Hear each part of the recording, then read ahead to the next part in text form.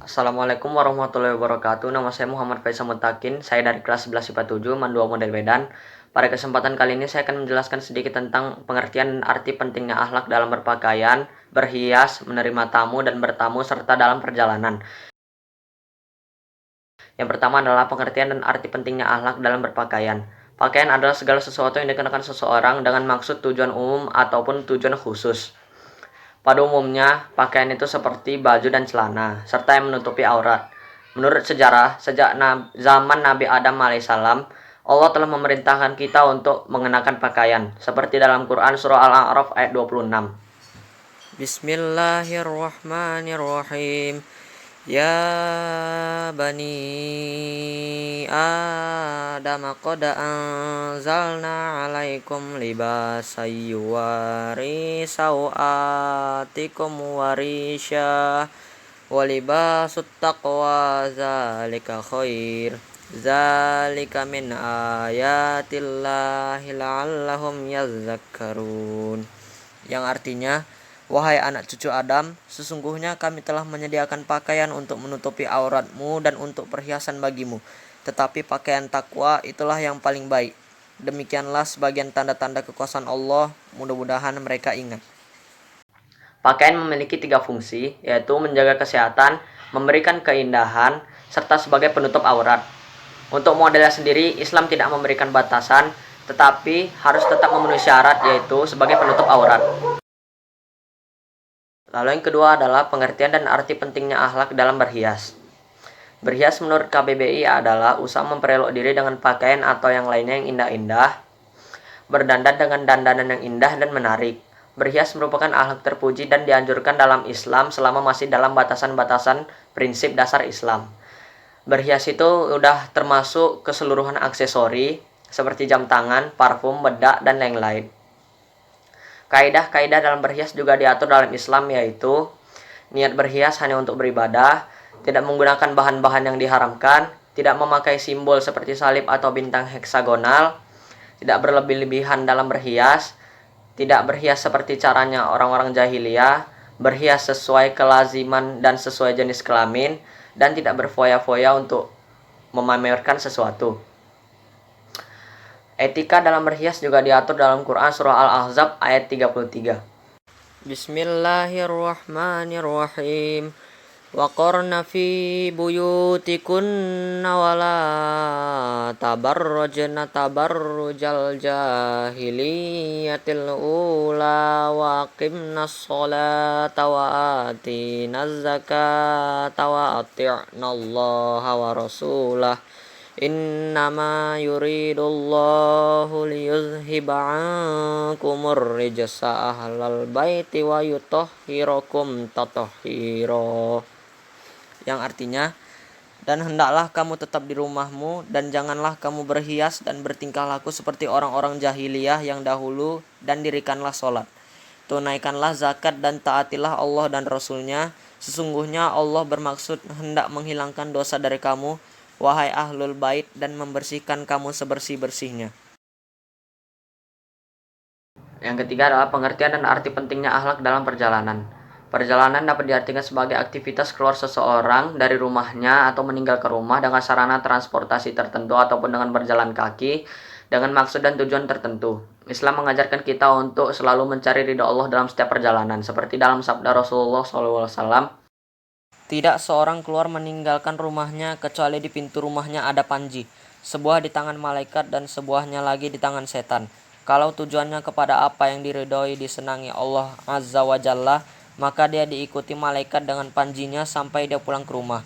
Apabila tujuannya yang dimurkai Allah, maka setan dengan panjinya mengikutinya sampai dia pulang ke rumahnya. Hadis riwayat Ahmad. Dalam Islam, dianjurkan perjalanan seperti haji, umroh, berperang di jalan Allah, berdakwah, dan menuntut ilmu. Dan perjalanan ini juga membantu kesehatan rohani dan jasmani. Lalu yang keempat adalah pengertian dan arti pentingnya akhlak dalam menerima tamu dan bertamu. Bertamu dapat diartikan sebagai kunjungan seseorang ke rumah orang lain dalam suatu perjamuan. Islam mengajarkan kita bahwa jangan bertamu dalam 3 waktu ini, yaitu setelah zuhur, setelah isya, dan sebelum subuh. Allah Subhanahu wa taala berfirman dalam Quran surah An-Nur ayat 58. Bismillahirrahmanirrahim. Ya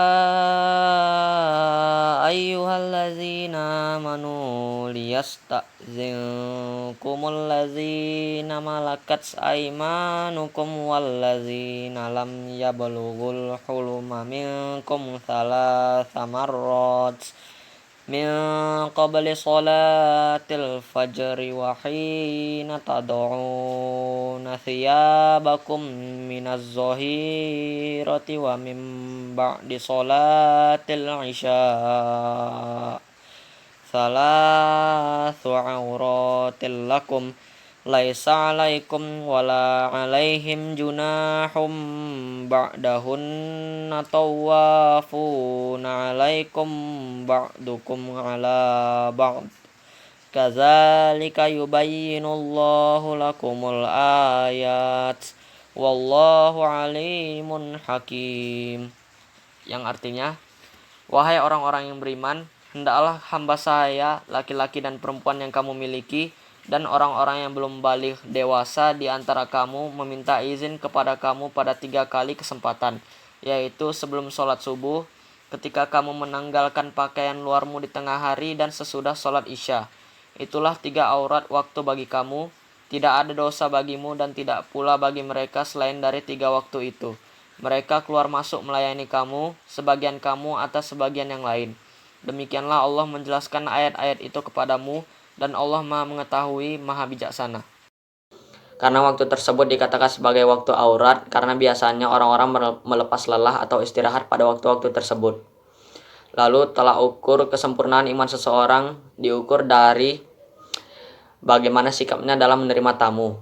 Rasulullah SAW bersabda, maka nayuk minu billahi wil yaumil akhiri fal yukrim doifah, yang artinya, barang siapa beriman kepada Allah dan hari akhir, hendaknya ia memuliakan tamunya. Hadis riwayat Bukhari. Lalu sebelum kita memasuki rumah seseorang, hendaknya kita meminta izin terlebih dahulu dan mengucapkan salam. Lalu meminta izin ini dengan cara mengetuk sampai maksimal 3 kali. Lalu hal-hal lain yang perlu diperhatikan dalam bertamu adalah, yang pertama, jangan bertamu sembarang waktu. Yang kedua adalah apabila diterima bertamu, maka janganlah berlama-lama. Yang ketiga, jangan melakukan aktivitas yang dapat mengganggu tuan rumah. Yang keempat adalah apabila disuguhi makanan atau minuman, maka hormatilah. Yang kelima adalah pamit sebelum pulang. Lalu poin selanjutnya adalah bentuk akhlak dalam berpakaian, berhias, perjalanan, bertamu, dan menerima tamu. Yang pertama adalah bentuk akhlak berpakaian, yaitu 1.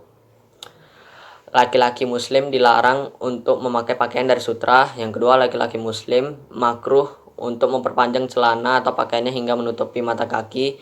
Yang ketiga adalah disunahkan untuk memakai warna putih daripada warna lain. Yang keempat adalah wanita muslimah wajib untuk memperpanjang kainnya hingga menutupi kedua kakinya dan memperpanjang kerudungnya hingga menutupi dada dan lehernya. Yang kelima adalah haram bagi laki-laki muslim untuk mengenakan pakaian muslimah, begitu juga sebaliknya. Yang keenam adalah disunahkan untuk mengenakan sesuatu itu dengan mendahulukan sebelah kanan. Lalu yang kedua adalah bentuk akhlak dalam berhias. Yang pertama adalah laki-laki muslim diharamkan memakai cincin dari emas. Yang kedua adalah laki-laki muslim diperbolehkan untuk memakai cincin dari perak. Yang ketiga adalah laki-laki muslim disunahkan untuk mencukur kumisnya dan memelihara jenggotnya. Lalu yang tiga adalah bentuk akhlak dalam perjalanan. Yang pertama adalah bermusyawarah dan sholat istikharah. Yang kedua, mengembalikan hak dan amanat kepada pemiliknya. Yang ketiga, membawa 6 benda yang disunahkan Rasulullah. Yang keempat, mengajak istri atau anggota keluarga. Yang kelima, wanita dilarang bepergian sendirian. Yang keenam, memilih kawan pendamping yang soleh.